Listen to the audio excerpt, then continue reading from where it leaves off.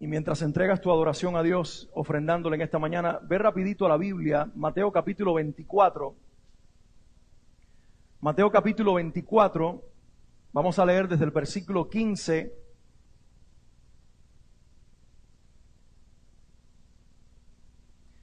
hasta el versículo 28.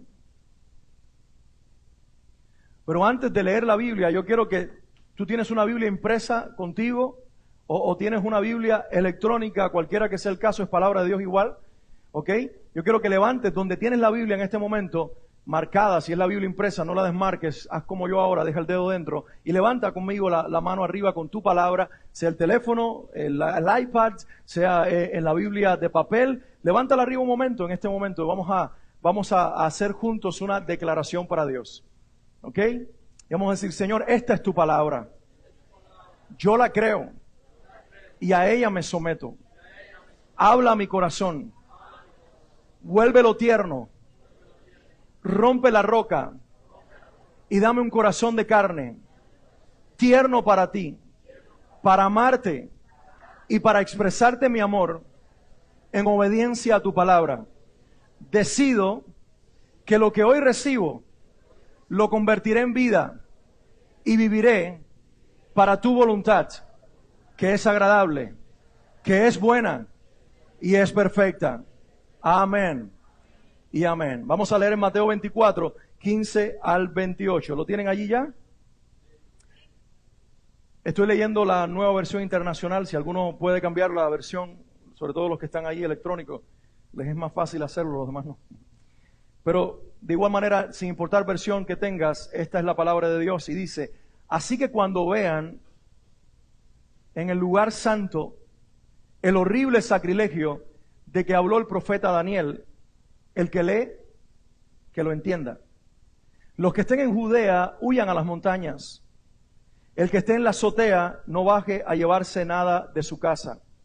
Y el que esté en el campo, no regrese para buscar su capa. Qué terrible serán aquellos días para las que estén embarazadas o amamantando. Alguien debe en este lugar no decir amén, decir ay, ay, ay. Yo sé que asusta este pasaje, pero es palabra de Dios y es verdad de Dios.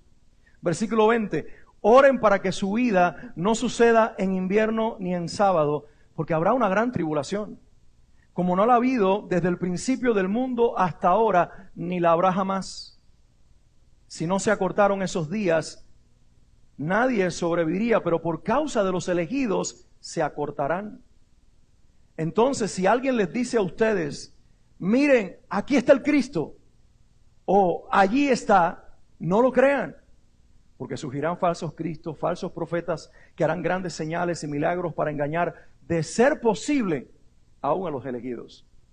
Fíjense que se lo he dicho a ustedes de antemano. Por eso si les dicen, miren que está en el desierto, no salgan. O miren que está en la casa, no lo crean. Porque así como el relámpago que sale del oriente se ve hasta el occidente, así será la venida del Hijo del Hombre.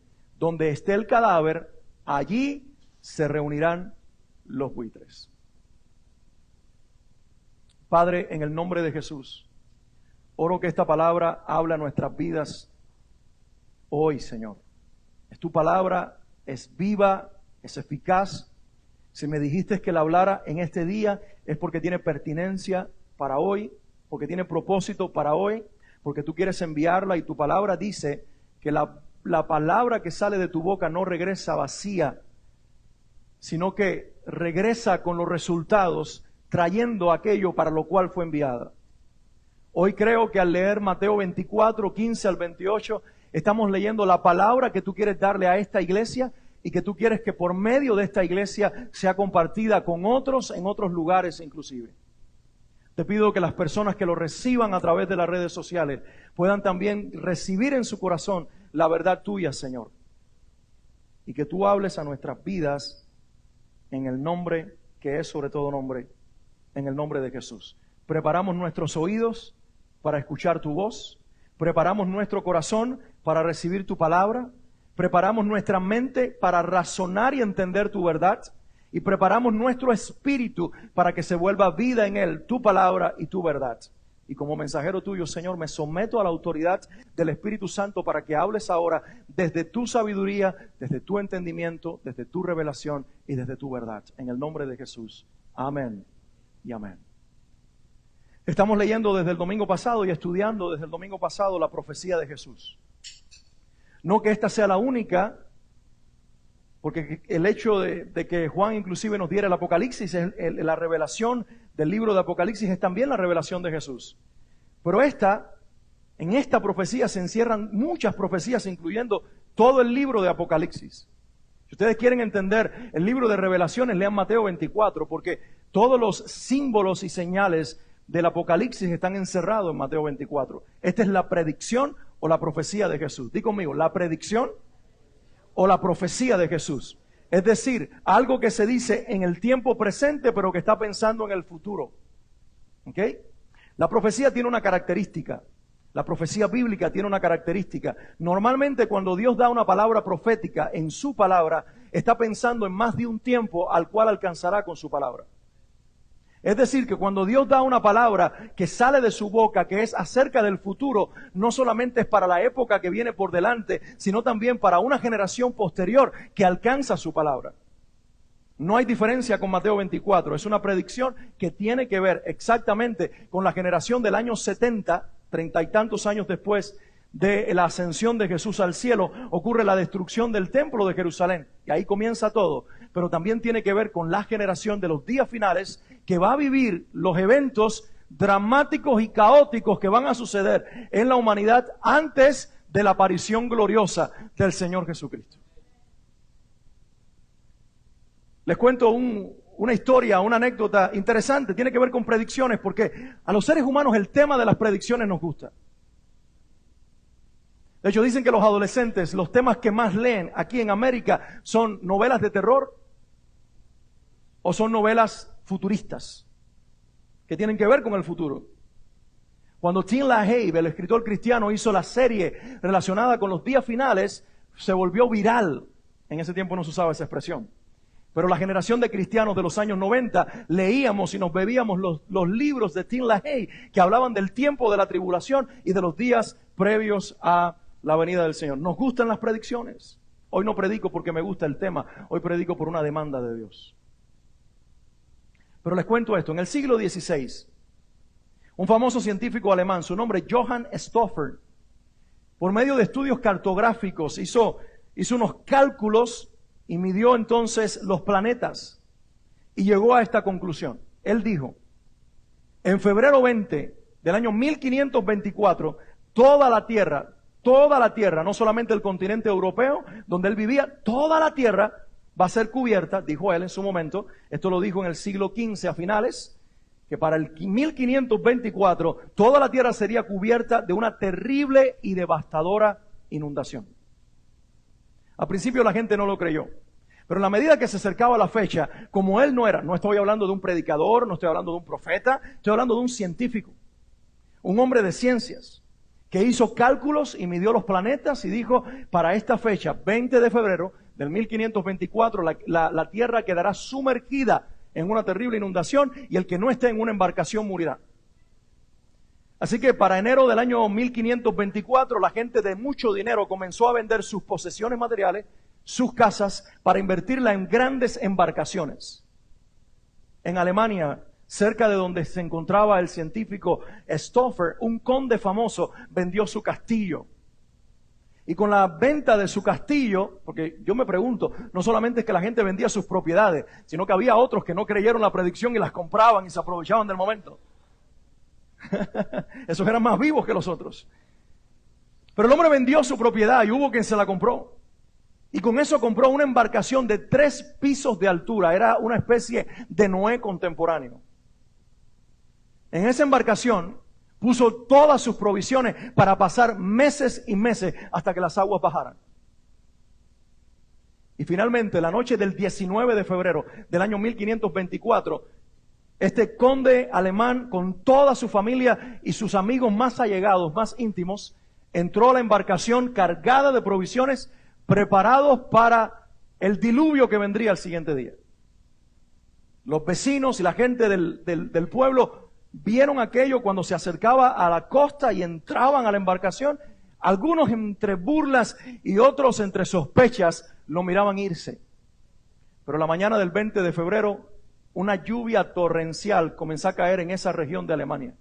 Acuérdense que no había Facebook, no había internet, no había forma de comprobar si en otros lugares de la tierra estaba lloviendo. Cuando ellos vieron la lluvia, ellos creyeron que la predicción del doctor Stoffer era una realidad y que toda la tierra iba a ser sumergida por una terrible inundación. Así que los pobres, la gente común, trabajadora de aquella aldea y aquel pueblo, se fueron de alguna manera hasta la embarcación del conde y comenzaron a tocar las puertas de la embarcación, a suplicarle que los dejara entrar, porque estaban a punto de morir sumergidos en el agua. Y mientras más tocaban, de adentro se escuchaba una voz que les decía, la voz del conde: no los dejaré entrar. Aquí solamente hay lugar para mi familia y mis amigos más íntimos. Y los dejó fuera. La gente llena de odio, de ira y de desesperación, con el agua torrencial cayéndoles encima, rompió las puertas de la embarcación. Y entraron como si fuera una manada de animales desesperados dentro de aquel barco, arremetiendo contra todo. Y finalmente sacaron al conde de aquella embarcación y delante de su familia lo asesinaron. Unas horas más tarde, la lluvia se terminó y la tierra no quedó inundada. Por una sencilla razón: ni el conde ni el científico habían leído la Biblia. Cuando Noé y su familia salieron del arca, él dijo: jamás la tierra volverá a ser expuesta a un diluvio. De hecho, para que ustedes crean que yo soy Dios y cumplo mi palabra, pondré mi arco en las nubes, y cada vez que lo vean, cuando esté lloviendo, ustedes recordarán al ver el arco iris, que no es el símbolo del matrimonio gay, es el símbolo del pacto de Dios con la humanidad, que nunca más estaremos sumergidos, que nunca más estaremos bajo las aguas. Y entonces el no creerle la palabra lleva a predicciones falsas.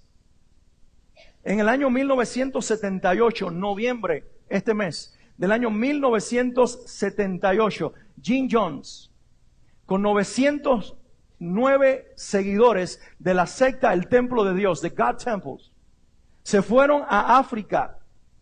Y allí murieron. De esos 909 seguidores, 304 eran niños. Porque les decidieron los padres llevar también a sus hijos y creer las profecías de su líder espiritual, que de alguna manera los convenció que la mejor manera era morir. 909 personas perdieron la vida.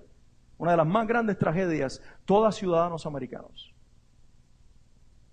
Perdieron su vida por creerle a la palabra de un hombre y no creerle a la palabra de Dios.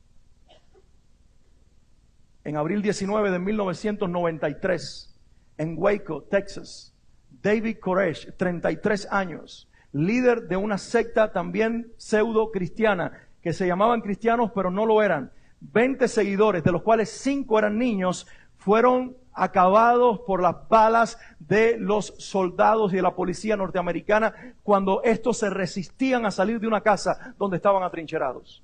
Todo por creer las profecías de David, que decía que ahora la unción del rey David estaba sobre él y que la secta davídica, como se le llegó a conocer, era el verdadero pueblo de Dios. Mis hermanos, creerle a los hombres nos puede fallar. Creo en la palabra de Dios, creo que Dios da palabra profética, lo he visto en mi propia vida, lo he recibido y Dios me ha dado para darle a otros. Pero todo lo que Dios dice tiene que estar anclado a lo que dice esta palabra, porque Dios no se miente a sí mismo. Por lo tanto, la mejor palabra profética que nosotros tenemos para el tiempo que se avecina no es lo que alguien dirá, es lo que Dios ya dijo. Y lo que nosotros diremos desde el Espíritu va a confirmar y va a corroborar lo que Dios ya dijo. Yo esta mañana me sorprendía con Swanley cuando veía cómo tiene sentido, aún con estas profecías finales, la visión que Dios me daba el jueves. La palabra de Dios es increíble. Y quizás algunos de ustedes se estén preguntando: pastor, ¿por qué hablar de profecías, de tiempos finales en una época en la que nosotros todavía no estamos allí y tenemos que pensar? ¿Por qué no nos predican más bien cómo pagar las cuentas, cómo hacer dinero con la fe? Pastor, ¿cómo no? Ahora que tu mujer está en una silla de ruedas, ¿por qué no hablas de sanidad? Una serie sobre Rafa para inspirarle fe a ella y al resto de la iglesia. Bueno, porque yo no predico por la necesidad de la gente, sino por la voz de Dios. Hoy el púlpito está centrado en lo que el pueblo pide. Pero el púlpito tiene que estar centrado y el predicador tiene que estar centrado en lo que Dios dice que debo decir. Y el Señor puso en mi corazón y habló a mi vida que yo debía hablar de este tema. No necesariamente porque mañana sea la gran tribulación, sino porque el pueblo de Dios tiene que saber con tiempo antes lo que va a suceder y cómo responder. Además, porque para Dios es importante el tema de la profecía que está en su palabra. Digan conmigo, es importante. Les doy algunas estadísticas bíblicas. La primera venida de Cristo, cuando nació de María en Belén, ¿se acuerdan? En el Antiguo Testamento hay 300 profecías directas de esa primera venida. ¿Lo escuchaste? 300 profecías. Los que conocen de probabilidades matemáticas, no hay persona que pueda cumplir en su propia vida 300 declaraciones hechas acerca de su vida antes de nacer. Y Cristo las cumplió todas. Desde el pueblo en que iba a nacer, Belén, desde una mujer virgen que iba a nacer, desde que a cierta edad iba a ser llevado por sus padres siendo pequeño todavía, tal vez menos de 2 años, a Egipto, y que luego sería regresado, etcétera, etcétera, que sería inclusive traspasado por una lanza en la cruz. E Isaías 53, la descripción más grande de la crucifixión de Jesús, hecha 700 años antes de que sucediera, también habló de la resurrección de Jesús y los judíos no lo entendieron. 300 profecías acerca de la primera vez que Cristo vino. Ahora escuche este dato. En el mismo Antiguo Testamento hay 1200 profecías acerca de la segunda venida. 4 veces más la Biblia habla de la segunda que de la primera. Bueno, en el Antiguo Testamento. En el Nuevo Testamento tenemos más de 300 profecías hechas por Cristo y los apóstoles acerca de que Él viene por segunda vez. No se me entretengan con los hermanos que están entrando ahora. Mírenme a mí que les estoy hablando la palabra. Please. Gracias. Les estoy pidiendo esto porque van a recibir algo de parte de Dios. Ustedes tienen que estar preparados. Como el perro cuando le van a tirar carne. ¿Ustedes han visto un perro cuando le van a tirar carne? Él no mira más nadie. Él nada más que mira de reojo a ver si se acerca una mano, porque esa mano la va a perder el que la ponga. Él está como diciendo, dale, tírame lo que eso es mío. Mírenme a mí así y no me muerdan. Solamente cómanse la palabra que es la que les voy a tirar.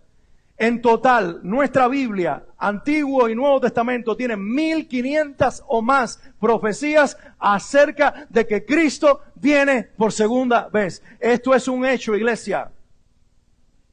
Él vino la primera vez, Él murió en la cruz, Él fue a la tumba, Él en el Espíritu bajó al infierno, tomó cautiva la cautividad, dio dones a los hombres, resucitó al tercer día, se fue 40 días después a la derecha del Padre, ha estado allí por 2000 años y está a punto de regresar otra vez. Alguien tiene que decir, aleluya.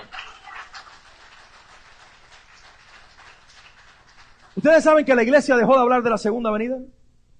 Es más, yo he estado en congregaciones y en reuniones de pastores donde pastores reconocidos le pidieron perdón a la iglesia por haber predicado en los años 80 y principios de los 90 acerca de la segunda venida.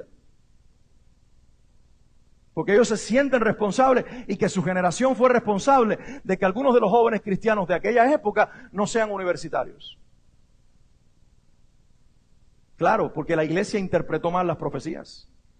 Por eso le recordaba a Moody cuando le dijeron, si Cristo viene mañana, ¿qué haces hoy? Él dijo, sembraría un árbol. Es decir, continuaría la vida como tiene que seguir hasta que Cristo venga, porque el asunto no es tener miedo a lo que viene y vender lo que tengo hoy para estar listo. Eso no es estar preparado. Es hacer lo que Dios me encomendó. Si estás yendo a la universidad es graduarte. Si estás enamorada y te vas a casar es casarte. Si estás esperando hijos es esperarlo. Si estás haciendo cualquier cosa es hacerlo. Pero tienes que estar preparado en el espíritu mientras vive la vida como un ser humano natural en la tierra, no con miedo escondido en tu casa con un closet o una despensa o una alacena llena de comida porque viene el cataclismo, sino preparado en el espíritu, porque es ahí donde viene la preparación, mientras vivo como un ser humano natural.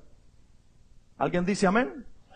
Si la iglesia tiene que ser una iglesia de gente inteligente que sepa vivir en el planeta Tierra mientras su corazón está atado a lo que dice el cielo. Esa es la mejor ecuación. Ok. Los pasajes que acabamos de leer nosotros ahora, o el pasaje, los versículos 15 al 28 de Mateo 24 se resumen en una sola palabra o una sola expresión. la gran tribulación. ¿Ustedes habían escuchado esta expresión antes? ¿Quiénes de ustedes que están aquí nunca antes la habían escuchado? No se sientan mal por eso. Siempre hay una primera vez. ¿Quién nunca antes había escuchado la expresión la gran tribulación? Ay, yo la escucho todos los días cuando me llegan los biles y no lo tengo para pagarlo. Y pongo hasta un himno que dice, ya llegó, ya viene. En ese momento tú quieres escapar para no tener que pagar la tarjeta de crédito. No es eso lo que estamos hablando. ¿Habían escuchado la gran tribulación? Es el periodo quizás más difícil que la humanidad va a vivir. De hecho, Jesús dijo estas palabras: vendrá una tribulación que nunca antes ha habido, ni nunca después de eso vendrá. Estaba en el futuro de los discípulos y está en el futuro nuestro. La palabra tribulación es una palabra en el idioma del Nuevo Testamento que se usaba para describir a una piedra de molino para moler el trigo y volverlo polvo, volverlo harina. Así que la palabra tribulación se puede traducir también como trituración. Alguien diga trituración. Lo que significa tribulación es un periodo en el que la humanidad que vive de espaldas a Dios va a ser triturada. Los que negaron a Dios van a ser triturados por juicios y situaciones que se van a dar. Están en la Biblia. Y sobre todo, una nación va a ser triturada de su legalismo y de su rebeldía hacia Dios, identificándose como la única nación de Dios sobre la tierra. Es la más rebelde y la más incrédula. Se llama Israel. Porque su Mesías vino y lo negaron. Juan capítulo 1. A los suyos vino Israel y los suyos no lo recibieron. Mas a todos los que lo recibieron, a los que creen en su nombre, nos dio el derecho de ser hechos hijos de Dios. Alguien debería estar aplaudiendo. Porque Jesús, cuando la sirofenicia viene y le dice, sáname a mi hija, échale fuera el demonio, dice, no, esto es para los hijos. Los perritos no pueden comer del pan de la mesa. Y ella le dijo, sí, pero podemos comer al menos las migajas que caen de la mesa. Y él dijo, wow, alabo la fe de esta mujer que creyó más allá de lo que es capaz un ser humano creer. Y esta mujer representa a los gentiles, nos representa a nosotros. Era de Tiro y Sidón. Por cierto, Tiro y Sidón extendía sus costas hasta España.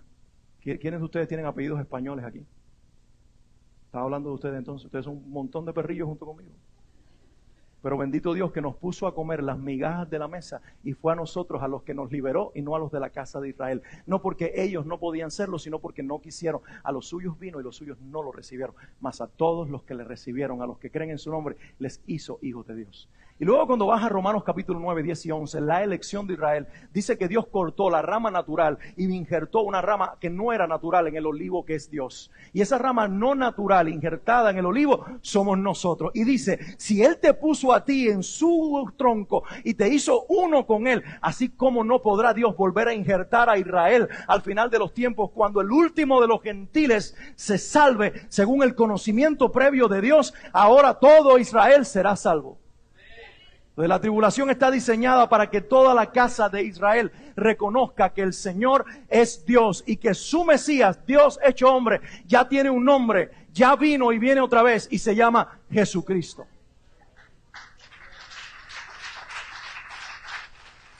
Escucha esto. Los judíos saben que el nombre de su Mesías es Jesús o Yeshua, Jehová el que salva. Nosotros estábamos en el Bat Mitzvah de la hija de nuestro amigo. Mi amigo de la niñez se casó con una muchacha judía. Ella es judía reformada. Se puede casar con quienes no son judíos. Además de eso come carne de puerco y con gris. No, es impresionante eso. Por eso son reformados. Son reformados porque reformaron la ley. Entonces en sábado ellos manejan carro.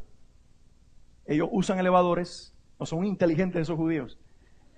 Y ellos van a la sinagoga en sus carros, tienen sinagogas de judíos reformados.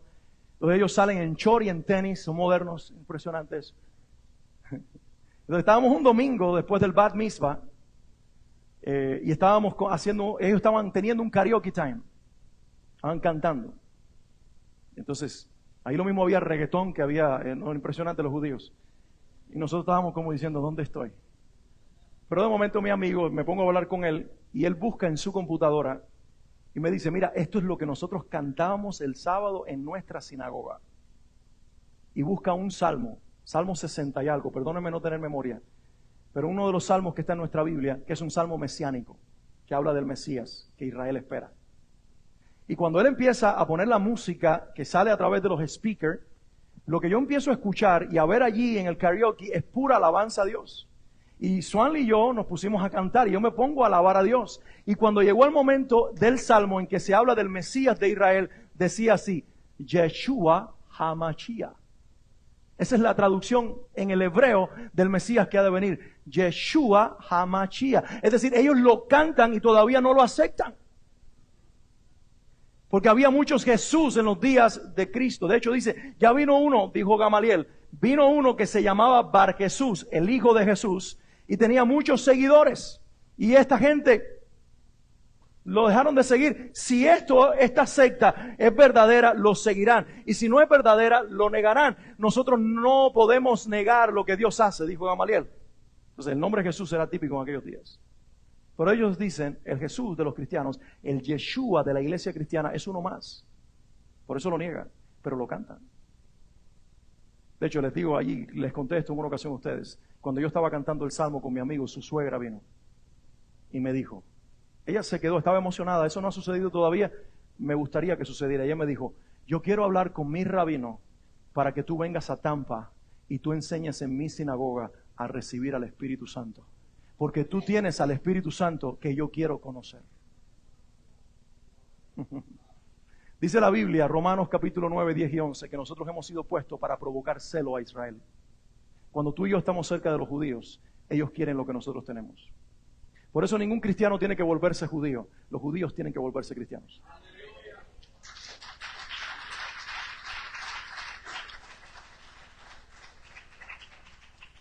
Ahora, aquí hay una señal profética que Dios nos da. Una señal para nosotros que es real y que tenemos que prestarle mucha atención.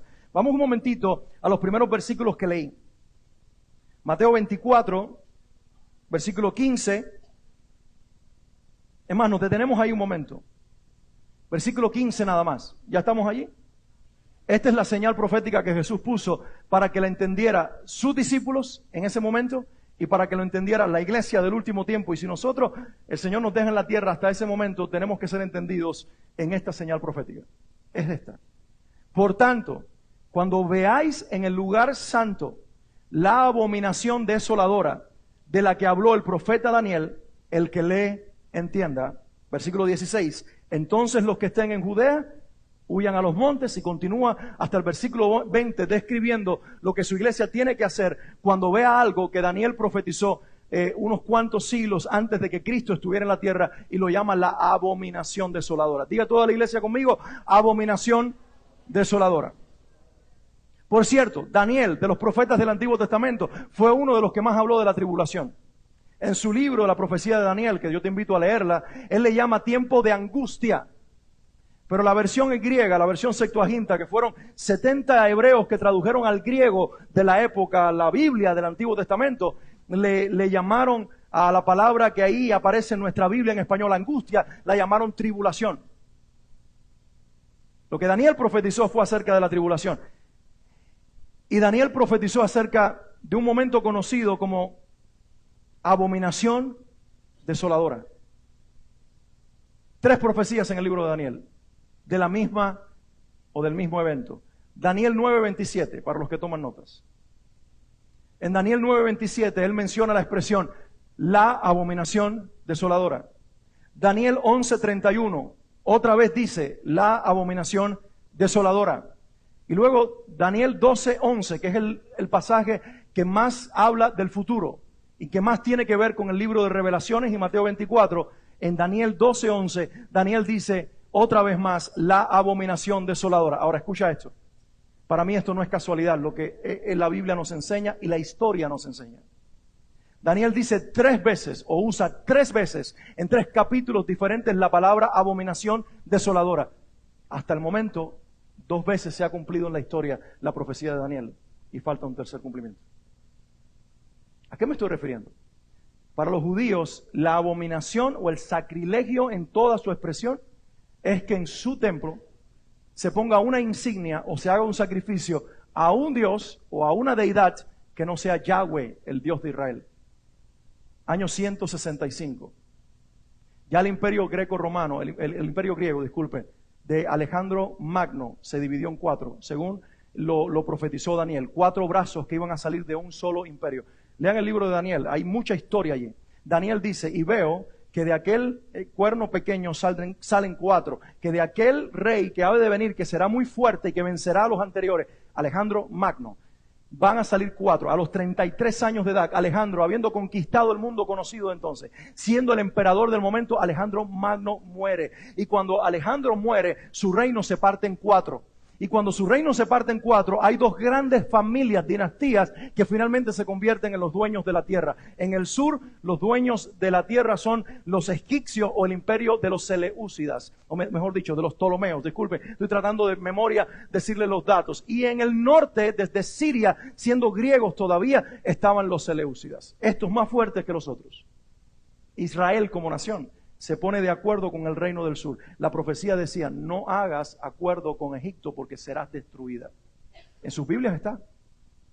Entonces, cuando en el año 165 entra al trono de este reino en Siria de los seleucidas, Antíoco IV Epífanes, búsquenlo en sus libros de historia, vayan a Wikipedia, les va a aparecer este nombre, Antíoco IV Epífanes. Él sube y él va hacia el sur, Egipto, y destruye el reino prácticamente de los Ptolomeos, la dinastía ptolomea. Pero él escucha que en Israel se levantó una sublevación. ¿Han oído hablar de los macabeos? Los príncipes macabeos, Judas Macabeo, su padre y su familia levantan una insurrección en Israel y dice, ya no seremos más subordinados de Grecia. Por detrás del telón habían hecho acuerdo con Roma para que los protegiera. Roma ya estaba emergiendo. Pero entonces Antíoco IV Epífanes deja Egipto y dice, es tiempo de ir a Israel y demostrarle a ellos que los poderosos somos nosotros. Así que arremete con toda su furia, sitia la ciudad de Jerusalén. Los deja sin comida por semanas, empiezan a comerse las comidas podridas y algunas cosas más que no me gustaría mencionar. Y finalmente penetran la ciudad y Antíoco Epífanes penetra el templo y en la parte de afuera, en el monte del sacrificio, pone las insignias y la estatua del dios Zeus. Y cuando pone la estatua del dios Zeus sobre el altar de piedra de sacrificio, sacrifica una cerda, un animal que es abominable para los judíos. Y en ese momento Antíoco IV Epífanes, en el año 165 antes de Cristo, año 165 antes de Cristo, él cumple la profecía de Daniel 9:27. Va a haber una abominación desoladora. Pero pasó el tiempo. El templo de Israel es reconstruido. La gloria de Israel es levantada. Vino Herodes el Grande y le dio gloria a Israel, como yo mencionaba la semana pasada. Pero Cristo dice, ustedes ven toda esta gloria, no quedará piedra sobre piedra. Está hablando del año 70. General Tito, el hijo de precisamente el que iba a ser emperador de Roma, tiene la orden de su padre Vespasiano. Y Tito Flavio Vespasiano entra a Jerusalén. Y cuando entra a Jerusalén, antes de que el templo es quemado y es destruido, él levanta las insignias de Roma y el sello del César en el monte del sacrificio. Se está cumpliendo lo que Daniel dijo en 11:31, la segunda vez, la abominación desoladora. Pero Jesús dice en Mateo 24 que esta abominación desoladora se une con un periodo en la tierra en el cual va a haber una tribulación que nunca antes la humanidad ha vivido. Ustedes me miran como diciendo, ay pastor, ¿por qué tú no me hablas de otro tema? Te vas a acordar de mí cuando llegue ese momento. Estoy siendo una voz profética para ti ahora. Ahora solamente tú piensas en el carro que tienes que pagar. Y tú estás en la tontería de la humanidad de este presente. Disculpa que te diga esto. Pero tenemos que alzar la mirada porque el día de nuestra redención se acerca. Y tenemos que empezar a ser proféticamente entendidos. Estoy a punto de darte algunos consejos bíblicos, pero presta atención a lo que te estoy diciendo para que después no digas, no sé ni de lo que habló. Te estoy dando todos datos históricos para que tú veas que la profecía más precisa de la Biblia es esta. Las profecías de la palabra de Dios son precisas, no se equivocan, que Dios cumple en la historia lo que Él dijo y lo va a volver a cumplir. Falta una tercera vez en que en el templo de Dios se levante una abominación desoladora. ¿Ustedes escucharon lo que yo acabé de decir? En el templo de Dios en Israel, una abominación desoladora. Lo voy a preguntar, ¿lo escucharon? Estoy diciendo algo que todavía no es, porque en Israel en este momento no hay templo. Entonces, pastor, ¿cómo tú puedes decirme a mí que va a haber una abominación desoladora en un templo que no existe? Segunda Tesalonicenses capítulo 2, versículos 3 al 5. El apóstol Pablo, hablando del anticristo, dice esto. ¿Saben quién es el anticristo?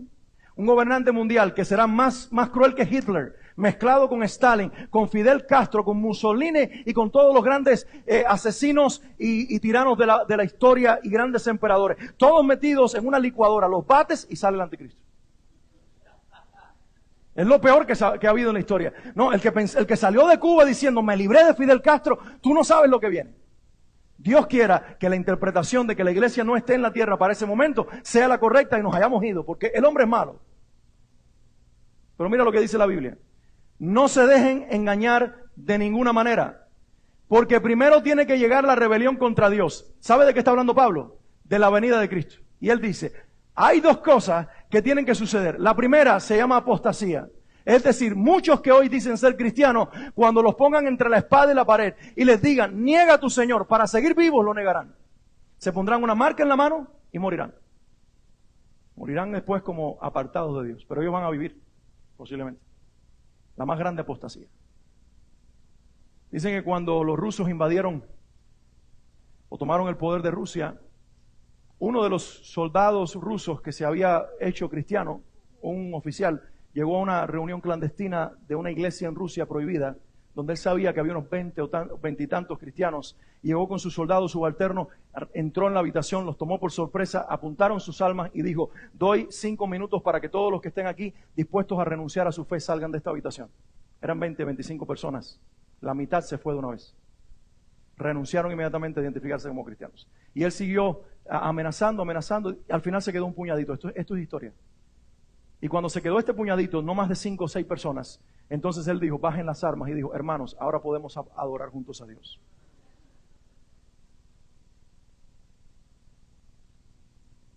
Dice, no se dejen engañar de ninguna manera.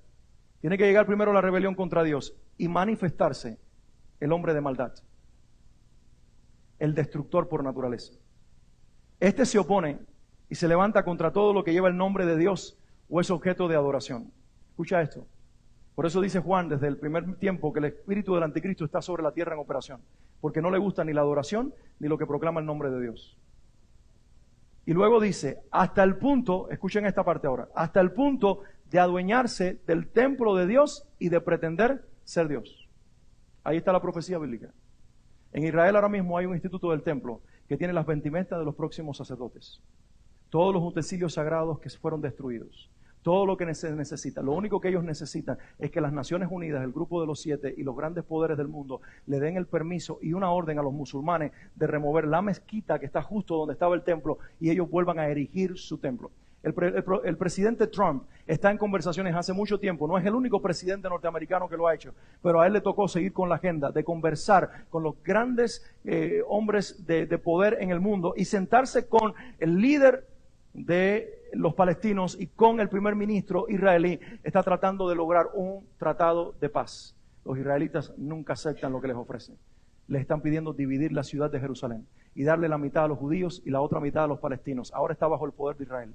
Belén le pertenece a los palestinos, pero Jerusalén es totalmente judía, menos el monte del templo que tiene la mezquita musulmana y no se pueden hacer sacrificios. En abril de este año, en plena semana de la Pascua judía, los sacerdotes vestidos con las ropas que ya tienen y un cordero llegaron al monte donde está la mezquita y ahí iban a sacrificar un cordero como en los días del Antiguo Testamento y tuvieron que ser sacados por la policía israelita que no les da permiso para hacerlo. Ellos están esperando que les ofrezcan este acuerdo de paz. Está bien, partimos la ciudad de Jerusalén a la mitad, si nos dejan ahí en ese lugar donde está ahora la mezquita, levantar nuestro templo. Lo que no saben es que esa va a ser la preparación para que aparezca en la historia el anticristo y los confunda haciéndoles creer que es su Mesías y se sentará abominablemente en el templo de Dios diciendo que es Dios. Satanás en un ser humano por un momento se sentará en un trono que siempre ha querido, el que le pertenece a Dios, aunque sea en la tierra, pero será por un corto periodo de tiempo, porque entonces el Señor con toda su furia vendrá y le destruirá con el poder de su boca.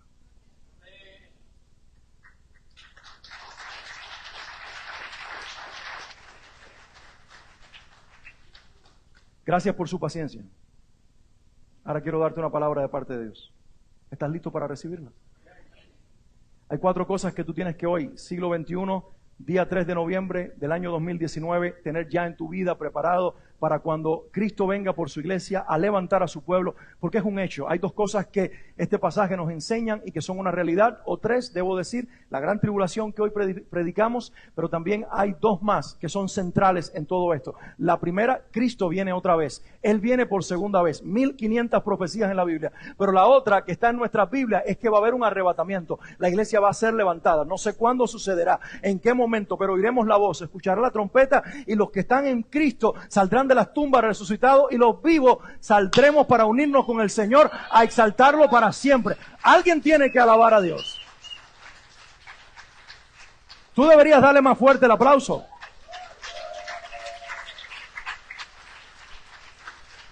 Ahora mismo hay púlpitos cristianos diciendo que Cristo ya no viene. Ahora mismo hay pastores enseñando que ya no va a haber arrebatamiento. Bajo un solo argumento, la palabra rapto no está en la Biblia. Y ellos dicen, ya ven, la palabra rapto no está en la Biblia. Pero sí está la palabra arrebatamiento, que es la palabra griega harpazo, que quiere decir, te tomo con furia y te saco. No es como con violencia, no es que está peleando contigo, es como cuando viene un tren y te va a pasar por arriba y alguien se tira y te saca. Esa es la idea. En el momento justo, cuando estás a punto de ser impactado, el Señor dice, yo te libraré. Capítulo 3 a la iglesia de Filadelfia, de la prueba que ha de venir. Y Pablo dice en Tesalonicenses capítulo 5, él dice estas palabras, y nosotros no hemos sido llamados a ira, sino a misericordia. O alguien tiene que alabar a Dios. Entonces, lo primero que nos enseña este pasaje, lo primerito, es estar espiritualmente seguros. Si tú estás en Cristo, estás guardado. Si tú estás en Cristo, aunque pases por la prueba, Él está contigo. Isaías 43, aunque pases por las aguas, no te hundirás. Y aunque pases por el fuego, la llama no arderá en ti. Yo te saco de las aguas y yo te saco del fuego. Si vas camino a donde yo te llevo, hay una puerta de bronce y hay un cerrojo de hierro, yo hablo y la echo abajo, dice Dios. Y tú pasarás de largo. Yo abro camino en el desierto, Isaías. Abro manantial en medio del sequedal, dice el Señor. Yo soy el que partí el mar en 2, el que hizo caminar en seco a Israel. Yo soy el Dios que cuando hablo, hago lo que nadie puede hacer. Yo soy tu Dios. Yo soy tu Dios. La prueba presente no podrá destruirte. La prueba que viene no podrá destruirte. Nadie te podrá destruir porque estás en el hueco de mi mano. Mío eres tú, dice el Señor.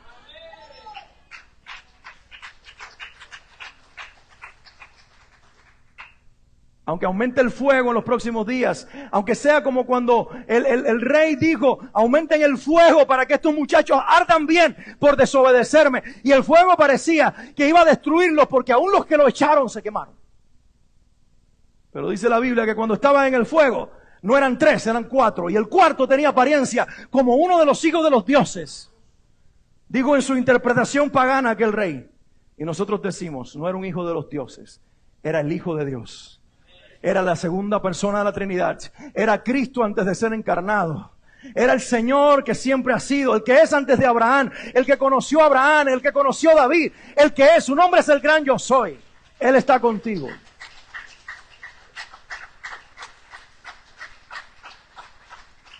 Tienes que vivir tu vida sabiendo que vas de la mano con un Dios que te lleva. Estás seguro. Si tú estás en Él, Él está en ti.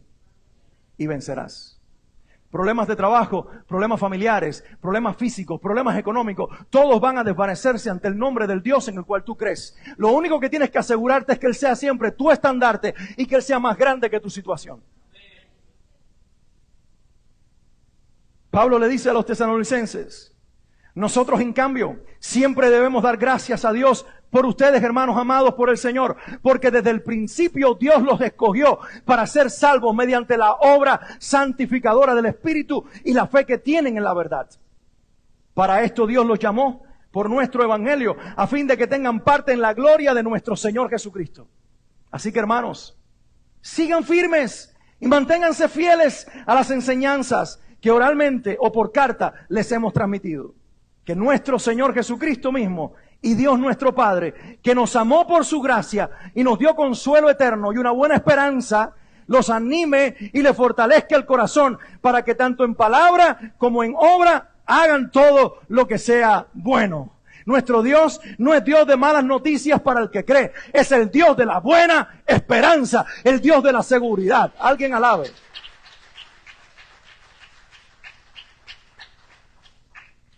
Segundo que el Señor nos enseña es a no ser espiritualmente ingenuos. Versículos 23 al 28 dice, se van a levantar muchos que van a decir, yo soy el Cristo. Y te van a decir, está en el campo, está en la azotea, está dentro de la casa. Van a venir en mi nombre, harán falsas prodigios y señales. Escúchame esto. Muchos cuando ven milagros dicen, ya ves, es un falso profeta. No. La mayor expresión de alguien ungido por Dios es un milagro. Y te lo puedo probar con la misma Biblia, el libro de los Hechos. Aún la sombra de Pedro ponían los enfermos para que cuando él pasara los sanara. Y Pedro fue un profeta y un apóstol de Dios. Lo que pasa es que Satanás siempre va a querer falsificar aquello que es de Dios. Por eso el santero, el espiritista y el medium habla una Biblia y en el nombre del Padre, del Hijo y del Espíritu Santo te trata de predecir tu vida. Porque está tratando de engañarte. Y por eso los falsos profetas harán señales, prodigios y maravillas. Pero para que eso sea contrarrestado, hace falta una iglesia no cesacionista que diga que ya eso se acabó. Hace falta una iglesia que manifieste lo que realmente es de Dios y contrarreste las señales y los prodigios falsos.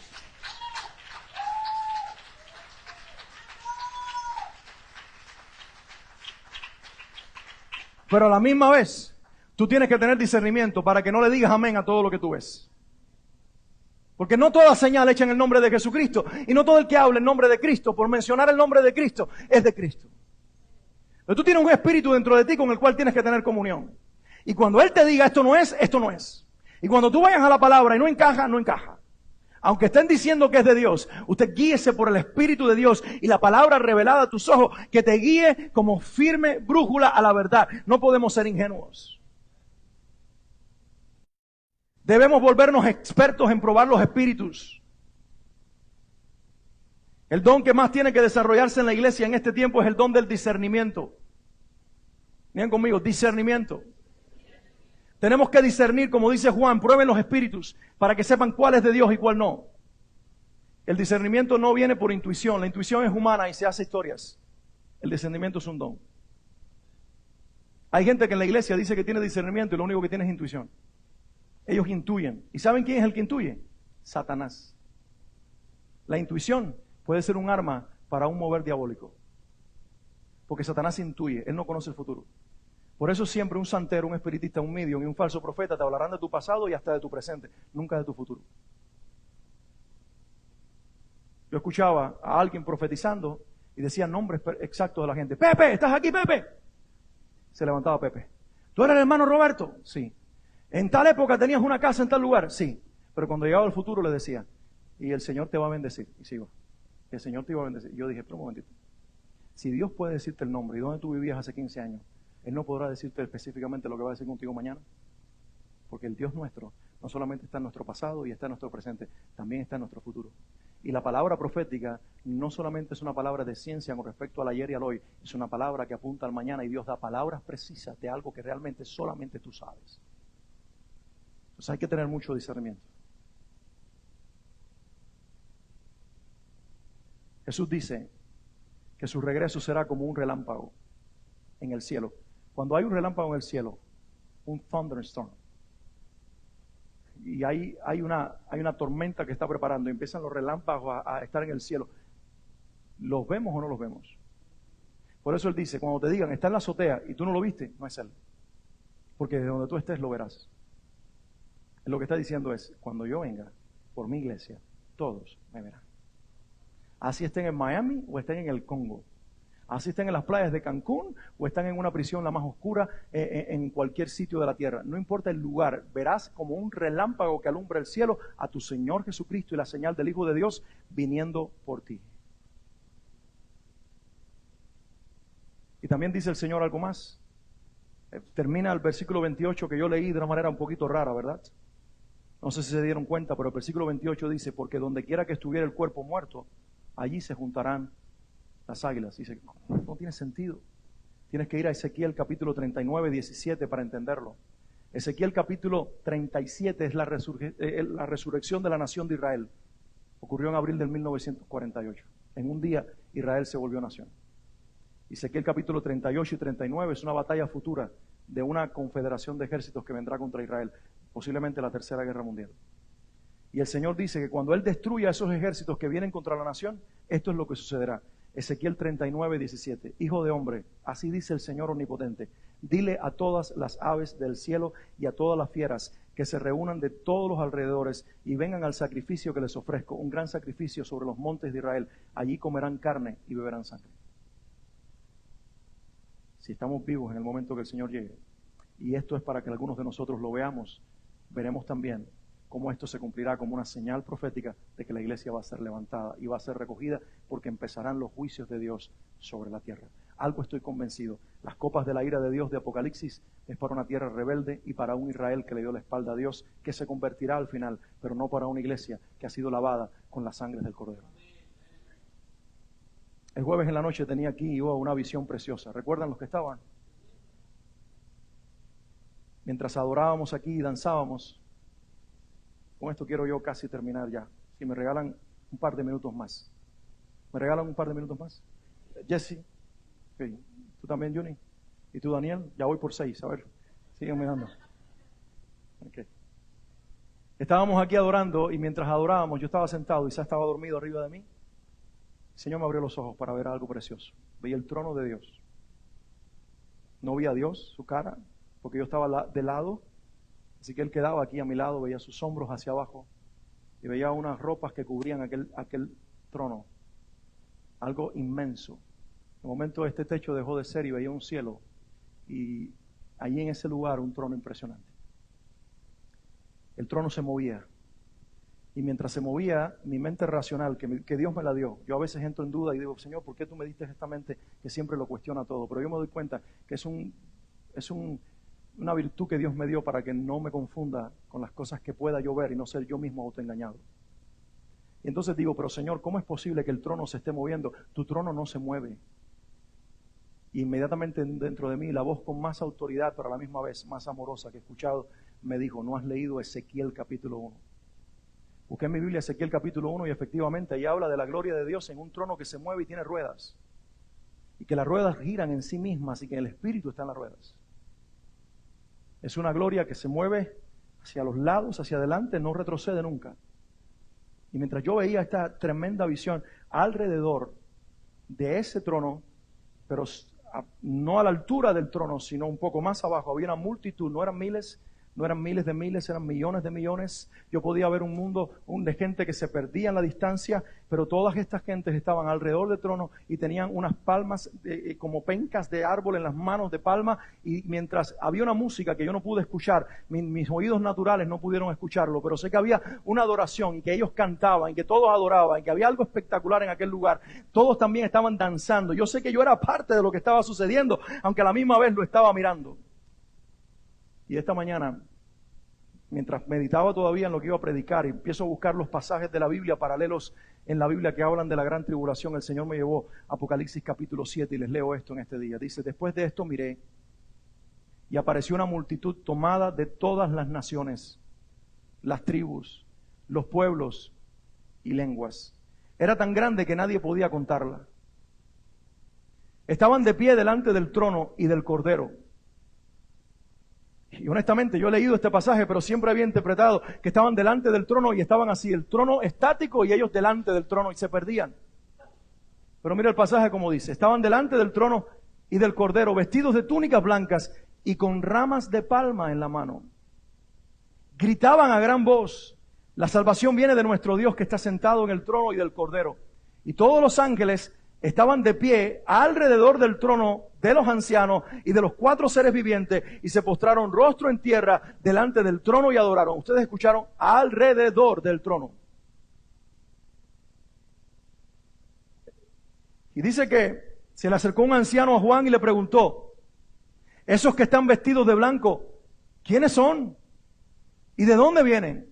Son de toda lengua, de toda nación. ¿Pero quiénes son? ¿Y de dónde vienen? Juan le respondió: eso lo sabe usted, mi Señor. Y él me dijo: aquellos son los que están saliendo de la gran tribulación. Han lavado y blanqueado sus túnicas en la sangre del Cordero. Por eso están delante del trono de Dios. Día y noche le sirven en su templo, y el que está sentado en el trono les dará refugio en su santuario. Y Dios me dio algo precioso a entender en su palabra. Aún en el tiempo de mayor prueba, de mayor muerte, de mayor negación de Dios, de mayor apostasía, habrá gente confesando el nombre de Dios, atreviéndose a ser decapitado por el nombre de su Salvador. Amarán menos sus vidas y lo amarán más a Él. Y dice el Señor: el que ame menos su vida y me ame más a mí, la hallará. Pero el que ame su vida y me aborrezca a mí, no tendrá vida, sino que morirá. Llegará un día en que eso sucederá. Por eso, mi último consejo para nosotros en este día es: todos hoy y por el resto de nuestra vida, hasta obtener seguridad, tenemos que hacernos esta pregunta: ¿soy verdaderamente salvo? ¿Tengo verdadera salvación? ¿Saben? ¿Cómo puedo saber yo que soy salvo? No el vecino que no sabe y no vive en mi corazón. ¿Cómo yo puedo saber si soy salvo? Jesús lo dijo de esta manera: al árbol se le conoce por sus frutos. La única forma de saber si tengo vida eterna no es porque la profese, no es porque recite la Biblia ni venga a la iglesia, discúlpenme. Pero hay demasiada gente en las iglesias que no va a estar donde están los salvos. No será parte de la multitud que alabe a Dios. No pagarán con su sangre o con su muerte por su salvación y por su vida. O no pasarán a la eternidad siendo arrebatados al cielo. No, por una sencilla razón: la religión no salva. Memorizar la Biblia no salva. Tener teólogos favoritos no salva. Tener una posición doctrinal cualquiera que sea no salva. La salvación es la confesión de un nombre que se llama Jesucristo. Pero escúchame esto: hemos confundido y hemos pensado que confesar a Cristo es hacer una fórmula verbal y ya se acabó. No, quien confiesa a Cristo con los labios es transformado en el interior y recibe el Espíritu Santo.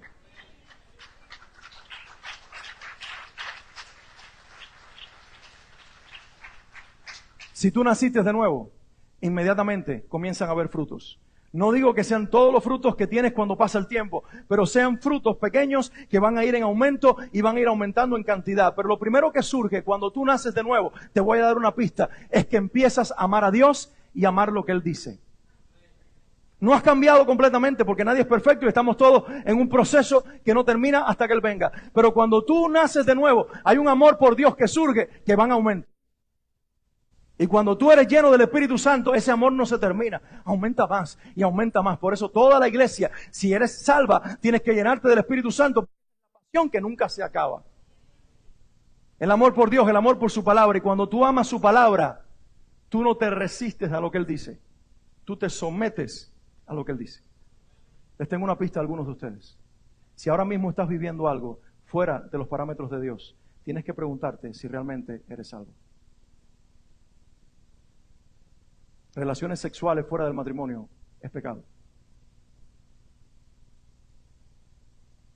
Vivir dependiendo de las drogas destruye tu cuerpo. Imágenes en los bolsillos y en rincones de las casas es idolatría. Amor al dinero es un Dios. Religiosidad y orgullo propio y vanagloria y autojusticia habla más de culto a nosotros que de culto a Dios. Esto no lo digo con juicio, esto lo digo con amor. Y yo entiendo que hay muchos hijos de Dios que mientras están pecando, están también diciéndole: Señor, yo no quiero más esto. Termínalo en mi vida. Y esos, lo más probable es que son hombres y mujeres que han tenido un encuentro con el Señor porque por alguna razón no han sabido cómo dejar que el poder del Señor quiebre en su vida algo que los está controlando. Oro que si esa es tu situación, se quiebre y tú puedas tener el poder de Dios que termina con una hora, en un minuto termina con lo que te controla o te ha controlado por toda una vida. Pero cuando tú tienes una actitud que, conociendo la verdad, tratas de enseñarle a la Biblia lo que es la verdad y tratas de decirle a los demás alrededor tuyo que esto está equivocado y que tú sabes lo que es la verdad, esto que te voy a decir no es juicio, esto es amor. Necesitas nacer de nuevo. Necesitas confesar a Cristo. Porque el que confiesa al Señor Jesús no reinterpreta la Biblia, no la hace a su medida, la entiende, la cree tal cual es, y nosotros nos hacemos a la medida de Dios. ¿Quieres ponerte de pie un momentito?